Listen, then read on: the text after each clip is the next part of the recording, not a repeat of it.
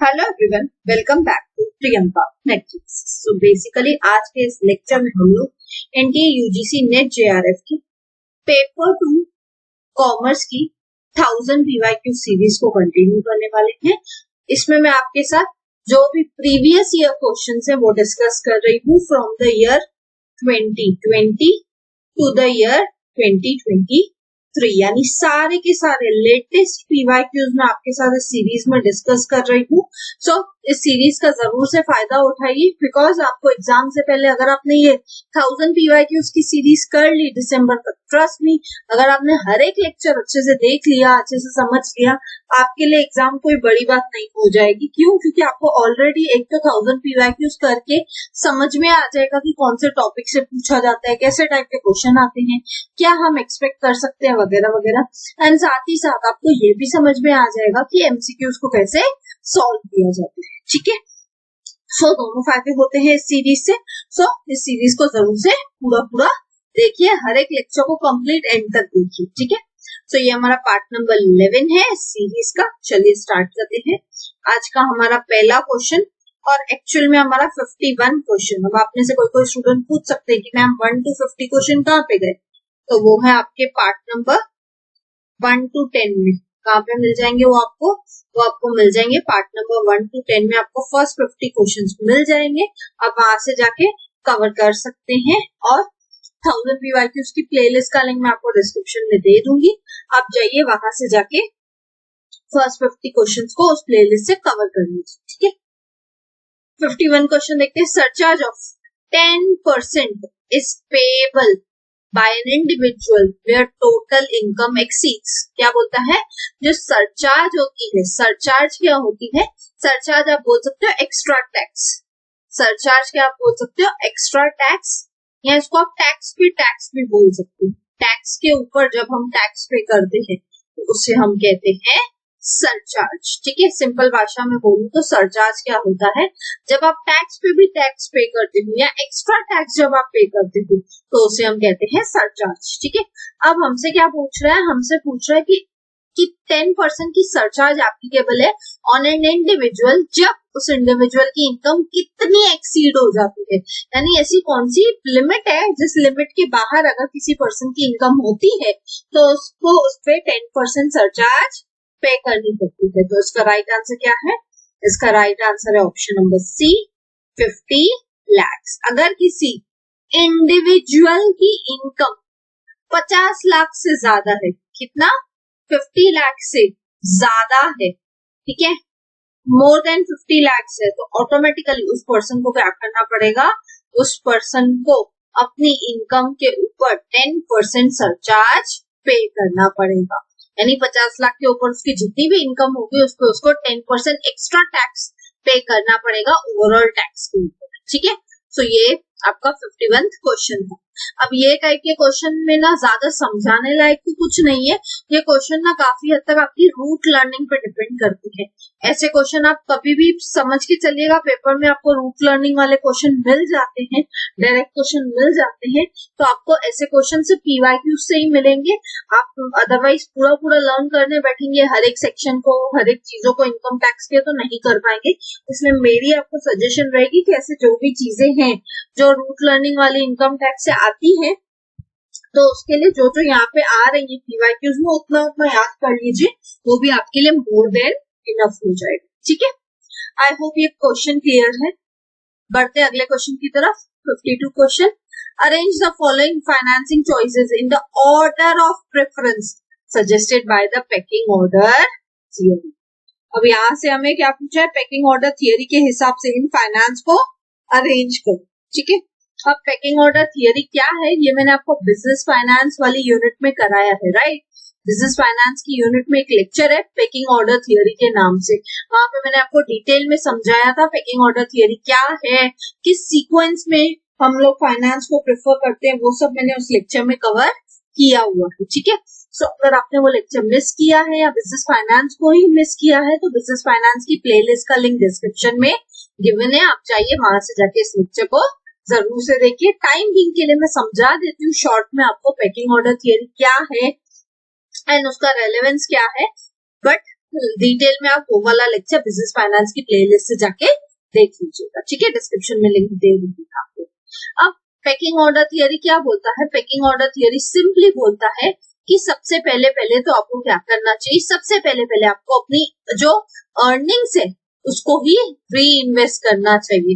यानी पहले तो आपके पास अगर खुद के जो कमाए हुए पैसे हैं एज अ कंपनी, आपके पास कुछ पैसे हैं तो अपनी अर्निंग्स को री इन्वेस्ट कर दो। अगर आपको पैसों की जरूरत ही है अपने बिजनेस के लिए तो क्या कर दो, अपने कमाए हुए पैसे ही बिजनेस में री इन्वेस्ट कर दो। वो होने के बाद भी अगर आपको लगता है कि हमें और पैसों की जरूरत है तो आप क्या करो, डेट ले लो, उधार ले लो। एंड लास्ट एंड फाइनली आप क्या करो, इक्विटी की तरफ करो। यानी पैकिंग ऑर्डर थियरी क्या बोलता है कि जितना हो सके सबसे पहले तो इंटरनल सोर्स ऑफ फाइनेंसिंग को यूज करो। अगर आपके पास अपने पैसे पड़े हैं, बिजनेस के प्रॉफिट्स पड़े हैं, तो आप क्या करो, अपने प्रॉफिट्स को यूज करो, ठीक है। यानी आप सबसे पहले क्या करोगे, इंटरनल फाइनेंसिंग का यूज करोगे। अब सबसे पहले क्या करोगे, इंटरनल फाइनेंसिंग, आपके पास कुछ प्रॉफिट्स है, पहले आप उसका यूज करो। फिर वो होने के बाद अगर आपको जरूरत है तो आप डेट का यूज करो, और डेट के बाद भी अगर आपको फिर भी पैसों की जरूरत है तो सबसे लास्ट ऑप्शन होना चाहिए आपके लिए इक्विटी। ये एक पैकिंग ऑर्डर थियरी का सीक्वेंस बोलता है, ठीक है। तो इसके हिसाब से अगर हम देखें तो राइट आंसर क्या है, सबसे पहले तो वन कहाँ पे है, इन दोनों में है तो इसको कट कर दो, सी और डी ऑप्शन तो कट हो गया। टू क्या है, इश्यू ऑफ डेट क्या है, 3, यानी इसका राइट आंसर क्या हो जाएगा, ऑप्शन नंबर बी, है ना। सो इसका राइट आंसर क्या है, इसका राइट आंसर है option number B. Pecking order theory के हिसाब से सबसे पहले हम क्या करेंगे, अपनी अर्निंग्स को री इन्वेस्ट करेंगे। अगर अपनी अर्निंग्स नहीं है तो डेट के पास चले जाओ, लोन ले लो, उधार से पैसे लेके आ जाओ। अगर वो भी नहीं हो रहा है, उससे भी आपको पैसे नहीं मिल रहे हैं या पैसे कम पड़ रहे हैं, तो लास्ट एंड फाइनल ऑप्शन होना चाहिए आपके लिए इक्विटी का, ठीक है। आई होप ये क्वेश्चन क्लियर है और ये पैकिंग ऑर्डर थियरी क्या है वो भी क्लियर है। ये देखिए मैंने अपनी ही जो लेक्चर है पैकिंग ऑर्डर थियरी का, उसी का मैंने स्क्रीनशॉट यहाँ पे लिया हुआ है, आप देख लीजिए। एक बार मैं आपको थोड़ा बहुत यहाँ पे समझा देती हूँ फिर भी, ठीक है। The packing order theory was proposed by, किसने लाई थी, डोनाल्डसन इन 1961। पैकिंग ऑर्डर थियरी के ओरिजिन किसने किया था, कौन लेके आया था, किसने इसको प्रपोज किया था, इस थियरी को प्रपोज किया था डोनाल्डसन ने, कब, 1961 में। और ये थियरी क्या सजेस्ट करती है कि कंपनी को अपने इंटरनल फंड्स के ऊपर सबसे ज्यादा रिलाई करना चाहिए। किसी भी कंपनी को अपने फंड्स के ऊपर ही सबसे ज्यादा रिलाई करना चाहिए। यानी सबसे पहले किसके ऊपर रिलाई करेंगे, सबसे पहले आप रिलाई करो इंटरनल फाइनेंसिंग के ऊपर। फिर भी अगर आपको लगे कि अभी हमारे पास फिर भी पैसों की कमी है तो क्या करो, डेट के तरफ आ जाओ। यानी सेकेंड स्टेप क्या होना चाहिए, आप डेट के तरफ बढ़ो।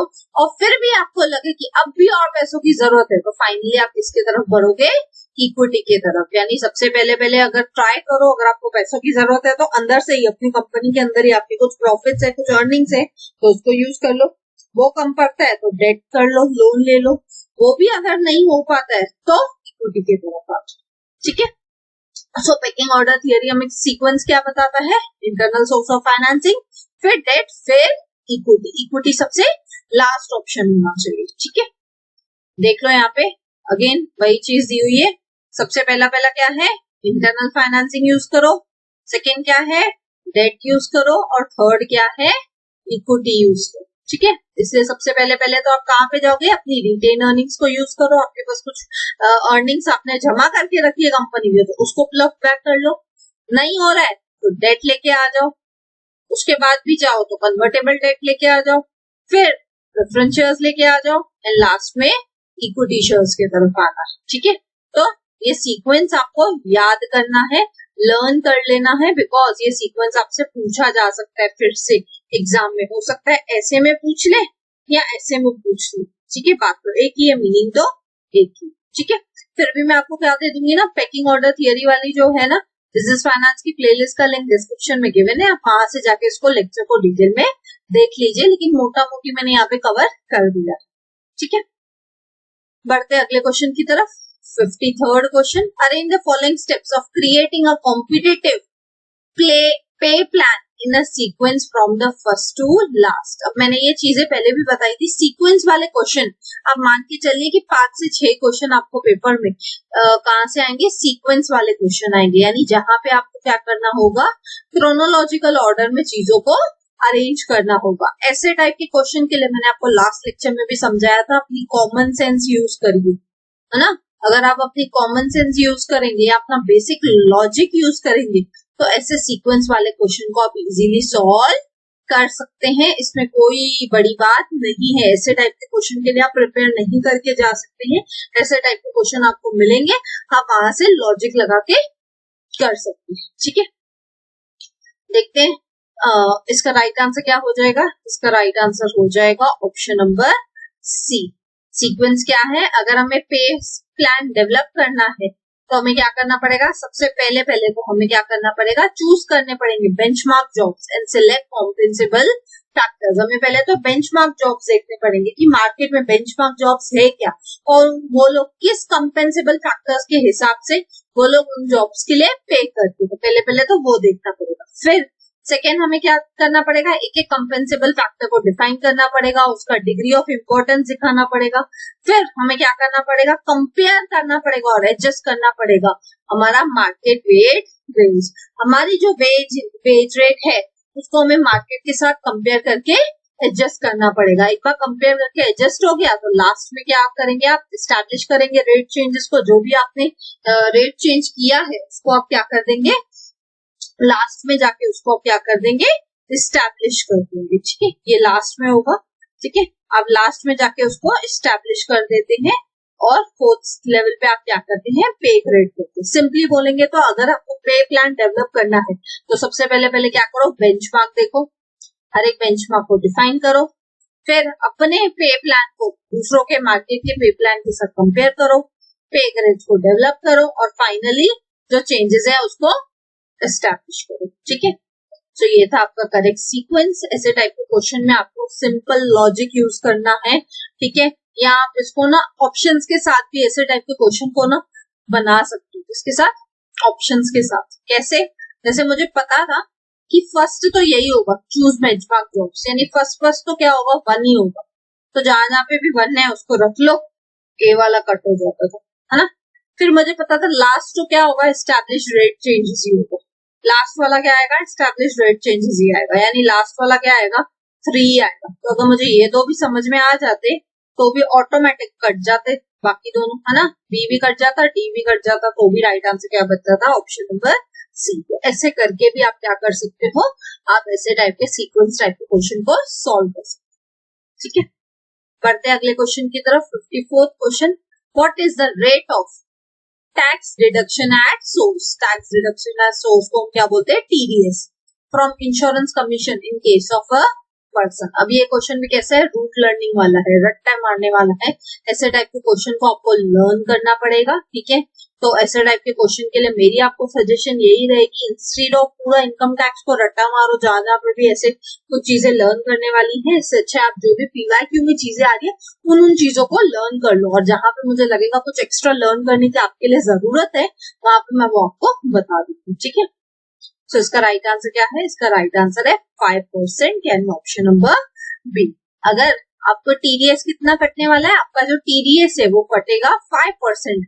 अगर आप एक पर्सन है और आपको कहां से आ रहा है, इंश्योरेंस कमीशन से कुछ पैसा आ रहा है। सपोज मैं क्या हूँ, एक इंश्योरेंस कमीशन मैं क्या हूँ, इंश्योरेंस को बेच रही हूँ। ठीक है, और मुझे इंश्योरेंस बेचने के लिए कमीशन मिलेगा, है ना। तो एज अ पर्सन मेरे ऊपर भी तो टैक्स लगेगा ना, तो वो टैक्स कितना लगेगा, 5%। ठीक है, आई होप ये क्वेश्चन क्लियर है। बढ़ते अगले क्वेश्चन की तरफ। आज का हमारा last question, 55th question, in Leontief production function L is considered as dash। L को क्या बोला जाता है, अब पहले तो आपको समझाना पड़ेगा लियोनटिफ प्रोडक्शन फंक्शन है क्या। लियोनटिफ प्रोडक्शन फंक्शन सिंपली बोलता है कि आपके पास इनपुट रहता है जब आप प्रोडक्शन करते हो, और उस इनपुट की मदद से ही आप क्या करते हो, आउटपुट बनाते हो, है ना। और आपके पास इनपुट क्या रहता है, इनपुट में आपके पास 2 चीजें रहती है, एक होता है लेबर जिसको आप एल से डिनोट करते हो, और दूसरा होता है कैपिटल जिसको आप इससे डिनोट करते हो, के से डिनोट करते हो। ठीक है, तो लियोनटिफ प्रोडक्शन फंक्शन क्या बोलता है कि हर एक के पास क्या होता है, जब भी आप कोई चीज प्रोड्यूस करना चाहते हो तो आपके पास दो चीजें होती है इनपुट के तौर पे, एक होता है लेबर, दूसरा होता है कैपिटल। लेबर को हम एल से डिनोट करते हैं, कैपिटल को हम ए से डिनोट करते हैं, और इन दोनों की मदद से आप क्या तैयार करते हो, आउटपुट तैयार करते हो। तो आप बोलते हैं एल क्या, लियोनटिफ प्रोडक्शन फंक्शन में लेबर क्या, इनमें से अगर देखें तो स्ट्रक्चरल कांस्टेंट, नहीं भाई स्ट्रक्चर की कहां से बात आ गई लेबर में। डिग्री ऑफ होमोजेनिटी, भाई लेबर कभी होमोजीनियस हो ही नहीं सकता है ना, हर एक लेबर अलग अलग तरीके से काम करता है, अलग अलग स्पीड, अलग अलग पेस पे काम करता है, तो ये भी नहीं हो सकता। नेक्स्ट क्या है, binding constant in the production process, तो ये तो राइट आंसर हो जाएगा। क्यों लेबर बाइंडिंग कॉन्स्टेंट है, क्योंकि सीधी सी बात है लेबर ऐसी चीज है जिसके बिना तो आप प्रोडक्शन कर ही नहीं सकते, ये तो बाइंडिंग है, ये तो कंपल्सरी है आपके लिए, है ना। विदाउट लेबर आप सोच के देखो, अगर एक लेस की फैक्ट्री भी है जहाँ पे वो बोलते हैं हमारे पूरा लेस का फैक्ट्री ऑटोमेटेड है, तो वहां पे फिर भी एक या दो तो फिर भी लेबर लगता ही है ना। तो लेबर ऐसी चीज है जो क्या है, बाइंडिंग कंस्ट्रेंट होता है, यानी हर एक प्रोडक्शन प्रोसेस करने के लिए आपको लेबर की जरूरत पड़ती ही पड़ती है, बाइंडिंग है, कंपल्सरी हो जाता है आपके लिए, उसके बिना आप प्रोडक्शन कर ही नहीं सकते हो, ठीक है। तो इसका राइट आंसर क्या हो जाएगा, ऑप्शन नंबर सी, ठीक है। आई होप ये क्वेश्चन क्लियर है और लियोनटिफ प्रोडक्शन फंक्शन है क्या वो भी अच्छे से क्लियर है, right. So thank you, see you all in the next lecture. और अगर आपको लेक्चर अच्छा लगा तो प्लीज लाइक कीजिए, कमेंट करके मुझे जरूर बताइए, ज्यादा से ज्यादा लोगों के साथ शेयर कीजिए, बिकॉज ज्ञान बांटने से ही बढ़ता है। एंड सब्सक्राइब कीजिए अगर आप न्यू हैं। मिलते हैं नेक्स्ट वीडियो में, till then bye bye, take care.